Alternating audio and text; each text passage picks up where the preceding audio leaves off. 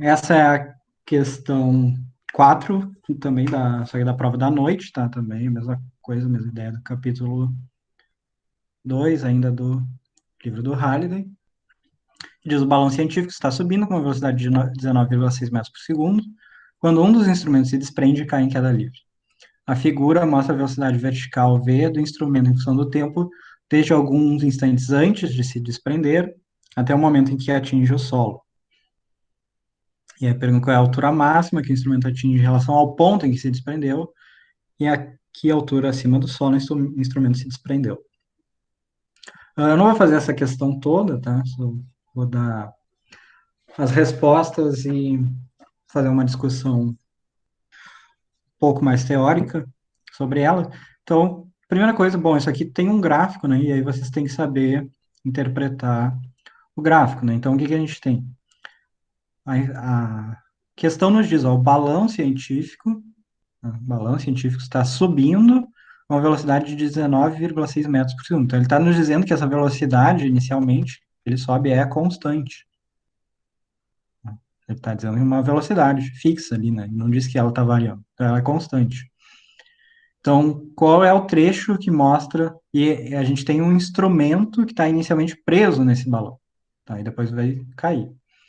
E a figura mostra a velocidade vertical, v, tá? Então, velocidade em relação à vertical, do instrumento em função do tempo, desde alguns instantes antes, né? Então, aqui antes de se desprender até o momento que atinge o solo. Então, vocês podem ver que, bom, o trecho de velocidade constante deve corresponder ao trecho antes dele se desprender, né? Então, esse trecho aqui em que v é constante, né? Vejam, isso aqui é velocidade por tempo, e a velocidade está fixa, ela não está mudando, né? É sempre o mesmo valor, conforme o tempo avança. Isso aqui corresponde ao tempo antes de se desprender. Então, quando que ele se desprende aqui, né? Agora, uma questão importante é o seguinte: imaginem que a gente tem, bom, vamos dizer que isso aqui seja o meu balão, e aqui está um instrumento que está preso nesse balão. E o balão está subindo com uma velocidade constante. Então, quando o instrumento está preso, ele faz parte do balão, então, obviamente, ele sobe com a mesma velocidade. Agora, vamos imaginar que eles acabaram de se desprender. Então, o balão está subindo, mas a minha pergunta agora é o que está acontecendo com o instrumento? Logo, pensem que é imediatamente após ele se desprender, tá? Não passou nenhum tempo, exceto um infinitésimo de tempo, só o suficiente para eles não estarem mais unidos. Então, a minha pergunta é: o que está acontecendo com esse instrumento agora, nesse instante? Ele está subindo ou ele está descendo?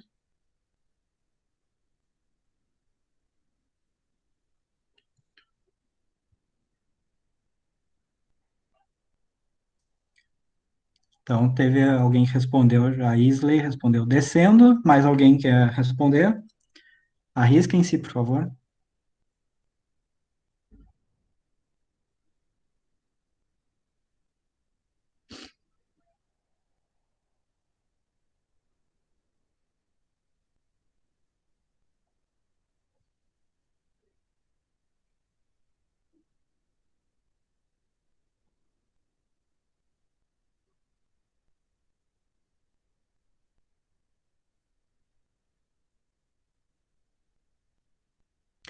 Tá, então, ninguém mais quis se arriscar, então vocês precisam ser mais corajosos. Tá? Então, lembrem que nosso referencial aqui é o chão, né? E a gente está medindo a velocidade do balão que está subindo em relação ao chão. E esse instrumento aqui, inicialmente, vocês têm que imaginar o seguinte: quando ele se desprende do balão, inicialmente a velocidade que ele tem, inicial dele, é a mesma que ele tinha quando ele estava preso no balão, né? Então, o que vai acontecer quando esse instrumento se desprende é que ele vai ainda subir um pouco e depois, finalmente, ele vai, depois de atingir uma altura máxima, ele vai começar a descer, tá?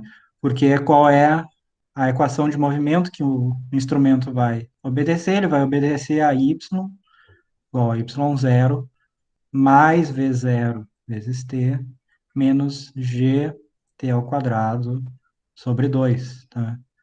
Então, notem que isso aqui é equivalente àquele problema da bola sendo jogada para cima, né? É como se esse instrumento ele tivesse sendo jogado para cima. Quem jogou ele para cima é o balão, que agora está solto, tá? E isso aparece, tá? Isso aqui aparece nesse trecho, tá? Então, se vocês olharem esse trecho aqui, né, o que está acontecendo é que o módulo da velocidade está diminuindo, tá? Está diminuindo, tá? Mas essa velocidade ela continua ainda positiva, tá? Então, nesse trecho aqui, a velocidade é maior que zero ainda, né? Aqui está o zero, a velocidade é positiva. O que significa que essa coisa ainda está subindo, apesar de que a velocidade está diminuindo, porque a aceleração gravitacional ela está para baixo, tá? E aí o que que vai acontecer? O balão vai atingir, esse balão não, o instrumento vai atingir a altura máxima, e aí sim, depois dessa altura máxima, ele vai começar o movimento para baixo, ou seja, o movimento de descida. Quando que isso acontece? Nesse outro trecho aqui, por quê? Porque a velocidade é negativa, né? A velocidade está abaixo do zero no eixo, então isso significa que aqui a velocidade é positiva e depois aqui ela vai ser negativa, tá? Então aqui V positiva, aqui V negativa, tá?